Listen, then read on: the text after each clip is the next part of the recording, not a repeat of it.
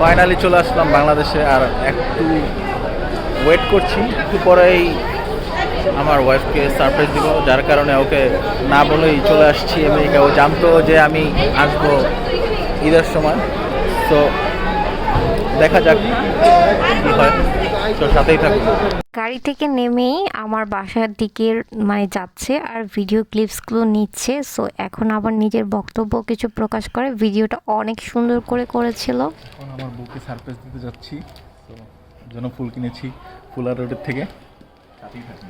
And then সিঁড়ি দিয়ে উঠতেছিল আর হচ্ছে খুব হাসি খুশিভাবে হাসতেছিল ফ্রেন্ডের সাথে যে কিভাবে কি উঠবো, আবার আস্তে আস্তে উঠতেছিল আর কথা বলতেছিল কিভাবে যা কি বলবো।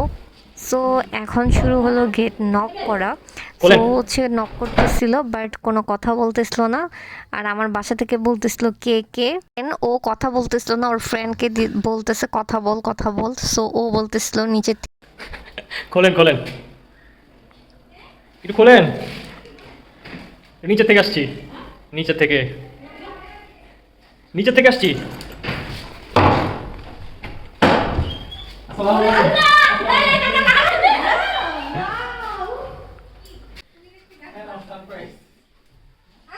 আসলে আমি সিরিয়াসলি অনেক অম্ব গেছি।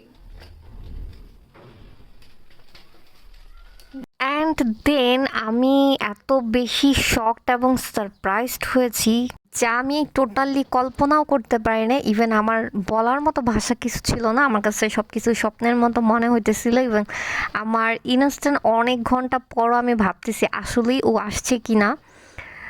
আমি জাস্ট দেখতেছি মানে এটা কী হইতেছে, বাট আমি যা বলতেছি না তুমি সত্যি সত্যি আসছো, বাট এরকম মানে এরকম একটা মানে ফিল হইতেছিল যা বলার বাহিরে এবং বোঝার মতো না। রাতের বেলা বাসা থেকে রওনা দিয়েছে। সো এখন যাচ্ছি, একটু পরেই বের হব। অলরেডি বের হয়ে গেছি, গাড়ি আসতেছে পিছনে, লাইট দেখা যাচ্ছে। সো দেখতে থাকুন। আর এখনই চলে যাব এয়ারপোর্টে, বের হয়ে পড়লাম। ব্যাগ টেকিং করে একদমই এয়ারপোর্টে চলে আসছে। তারপর হচ্ছে এয়ারপোর্টে আসার পর কিছু ক্লিপস শেয়ার করতেছিল আর নাকি ভাবতেছিল কখন ও বাংলাদেশে আসবে আর হচ্ছে আমার সাথে দেখা হবে।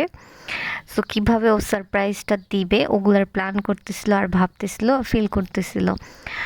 দেন হচ্ছে ওর সব কিছু টেকিং হওয়ার পর অলরেডি সব কিছু নিয়ে ফেলছে। ওর ওজনে সব কিছু ঠিকঠাক ছিল, জাস্ট কিছু জিনিস ব্যতিক্রম ছিল কিছু। তারপর ও প্রত্যেকটা মুহূর্তেই শুধু নাকি ভাবতেছিল কখন মানে কিভাবে আসলে সারপ্রাইজটা হাইলাইট করব বা কতটা বেস্টভাবে সারপ্রাইজটা করা যেতে পারে। বাট আমি একটা ফোঁটা বুঝতে পারি না, ইন অল টাইম ওর সাথে আমার কথা হইতেছিল এবং আমি কেন যেন একটুও বুঝতে পারি নাই। আর আমি অনেক বেশি সারপ্রাইজড হয়েছি যা বলার বাহিরে।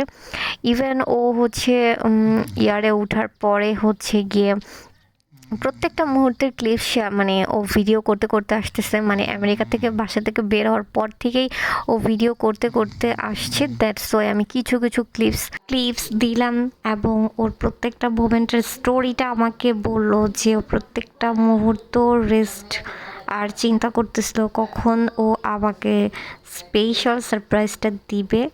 অনেক বেশি এক্সাইটমেন্ট ছিল কখন মানে নামবে, লাঞ্চ করবে, দেন হচ্ছে আমার সাথে বসবে। বাট একটাবারের জন্য বলতে পারতেছে না যে আমি কোথায় আছি বা আমি আসতেছি, এরকমটা বলতে পারতেছে না। সো নতুন একটা ফিলিংস, কারণ এর আগের বার আসার সময় বলতেছিল আমি এখানে আছি, আমি ওখানে আছি এবং সব কিছু বলতে পারতেছে। বাট এইবার একটু ডিফারেন্স, ও কিছুই বলতেছে না, বাট ওর কাছে অনেক বেশি এক্সাইটমেন্ট ছিল। স্পেশালি সারপ্রাইজের জন্য ও আমাকে এবং ওর ফ্যামিলি সবাই এমনভাবে আমার সাথে কথা বলছে এবং সব কিছু করছে আমি কিছুই বুঝতে পারি নাই। যে কানেক্ট না থাকলে আমি আসলে বুঝে ফেলতাম যে কোথায় আছে বা কী আসে বিষয়।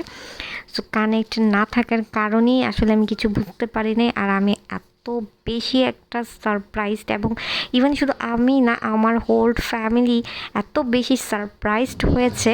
আমার আম্মু, আমার বোন এত বেশি সারপ্রাইজ এবং এক্সাইটমেন্ট হয়ে গিয়েছিল, যেটা আসলে ওরা দরজা খোলার পরে, বিকজ আমি তো দরজা খুলি নাই, মানে ওরা দরজা খুলছে তখন ওদের ক্লিপসগুলো যতবার দেখি ততবারই অনেক বেশি হাসি পায় এবং অনেক বেশি মানে বোঝা যায় যে আসলে ওরা কত বেশি মানে আশ্চর্য হয়েছিল। আর আমি ছিলাম আমার রুমে, সো আমার কাছে না মানে মানে টোটাল একটা মানে অবাক, আমি আসলে কি দেখতেছি, আসলেই দেখতেছি কি না, মানে এটা নিয়ে আমি কনফিউজ ছিলাম। আসলেই তুমি আসছো, সত্যি তুমি আসছো, মানে আমার মধ্যে এরকমই একটা কাজ করতেছিল, আমার মুখে কোনো বলার মতো ভাষা নাই যে তুমি আসছো কিভাবে, কোথা থেকে। আমার খালি একটাই কথা, তুমি কোথা থেকে আসলা, তুমি সত্যিই আসছো, এরকমটাই ফিল হয়েছে।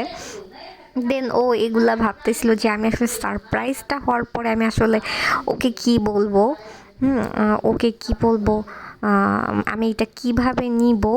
সো সারা রাস্তায় সারা মোমেন্ট ওইগুলাই ভাবতেছিল যে আসলে আমার মানে সারপ্রাইজটার পর আমার ফেলটা কী হবে। আর এটার জন্যই ও এত কিছু করলো, মানে অনেক দিন যাবৎ শুধু একটা কথাই বলে আসছে যে ও আসবে ঈদের পরে, বাট ও আসলে একদম স্পেশাল ডে তার কিছুদিন আগেই চলে আসছে। আর স্পেশাল ডেটার জন্যই আরও বেশি স্পেশাল করার জন্য আমাকে একটা সুন্দর একটা সারপ্রাইজ দিয়েছে।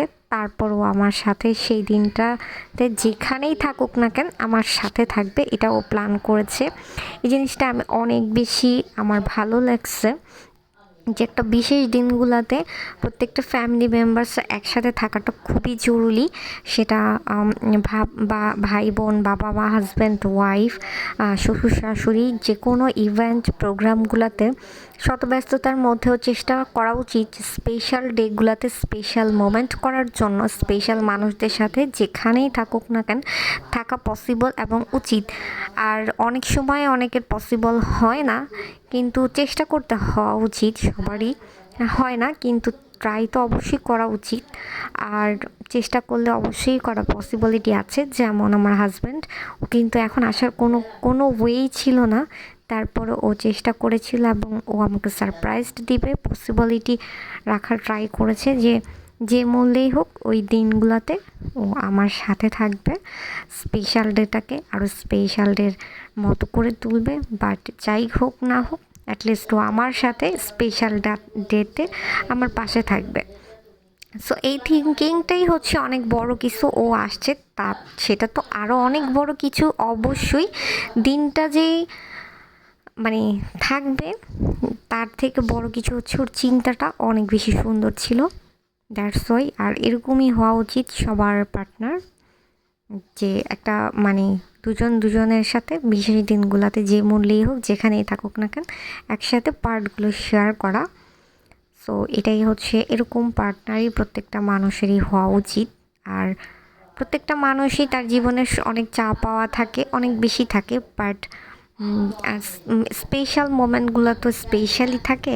সো মোমেন্টগুলোকে আরও স্পেশাল করার জন্য পাশে থাকাটা খুবই জরুরি। আর তার থেকে বড় কথা হচ্ছে সারপ্রাইজ করা, স্পেশাল এবং ভালোবাসার মানুষদের সারপ্রাইজড হওয়াটা অনেক বড় বিষয়।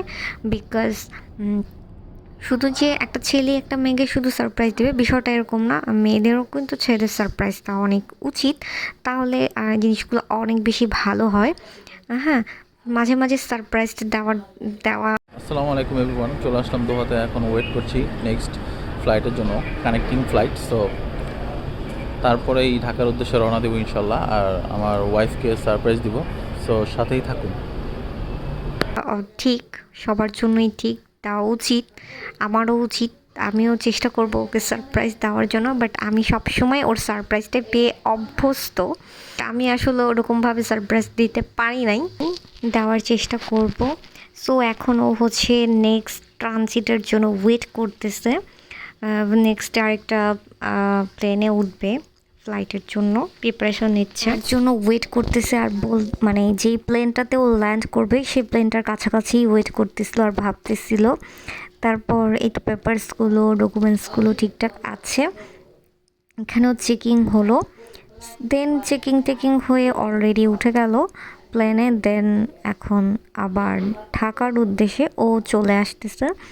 আর ওর দিনে দিনে প্রত্যেকটা মোমেন্টে এক্সাইটমেন্ট আরও বেশি কাজ করতেছে যত দ্রুত ট্রানজিট শেষ হচ্ছে এবং এগিয়ে আসতেছে, তত বেশি নাকি ওর অন্যরকম একটা ফিল হচ্ছিল যে কখন আসবে আর কখন আসার পর আমার রিয়াকশনটা কেমন হবে। আর অনেক দিন পর আমার সাথে দেখা, সেটা তো অবশ্যই। ও অলরেডি বাংলাদেশে এয়ারপোর্টে পৌঁছে গিয়েছে। দেন ওকে রিসিভ করেছে আমার ওর একটা ফ্রেন্ড আর আমার বাবা, শ্বশুর আব্বা, উনি রিসিভ করেছে। ওরা দুজনই রিসিভ করেছে। আর ওনারা দুইজনের মধ্যে একজন হচ্ছে আসার আগে মানে প্লেনে ওঠার পরেই আমার শ্বশুর জানতে পারছে, আর ওর ফ্রেন্ড আগে থেকেই জানতো। সো ওদের জন্য ওরা ওয়েট করতেছে, বিকজ রাস্তায় নাকি একটু জ্যাম ছিল। দেন ও একটু ওয়েট করতেছিল, তারপর ফাইনালি ওরা চলে আসলো এই দুইজন। তারপর ওদের সাথে কিছু ক্লিপস নিয়ে ওরা অলরেডি গাড়িতে উঠে গেল। আর গাড়িতে ওঠার পর শাহবাগ চলে গিয়েছিল ফার্স্টে একটা ফুলের বুকে নেওয়ার জন্য, বিকজ এটা আমাকে গিফট করবে। দেন ওখান থেকে একটা সুন্দর ফুল, রেড কালার অলওয়েজই মানুষ দেয়, বা আমাকেও দিয়েছে, সো ডিফারেন্স। দেন ফুলটা নিয়ে ওরা দ্রুত আমাদের বাসায় চলে আসলো। ফুলটা অনেক বেশি সুন্দর এবং thank you so much for surprised. আর তারপরও এসে কিছু ক্লিপস নিল, এইভাবেই আমার সারপ্রাইজ মোমেন্টটা ছিল। অ্যান্ড দেন আমার বাসায় যেরকম আমার আউটফিট পরা ছিল আমার অ্যাজ ইউজুয়াল ওই রকমই ক্লিপসগুলো নেওয়া। সো এইভাবেই আমার সারপ্রাইজ ভিডিওটা শেষ করলাম। নেক্সট নতুন ভিডিও দেখার আমন্ত্রণ রইল। Thanks for watching.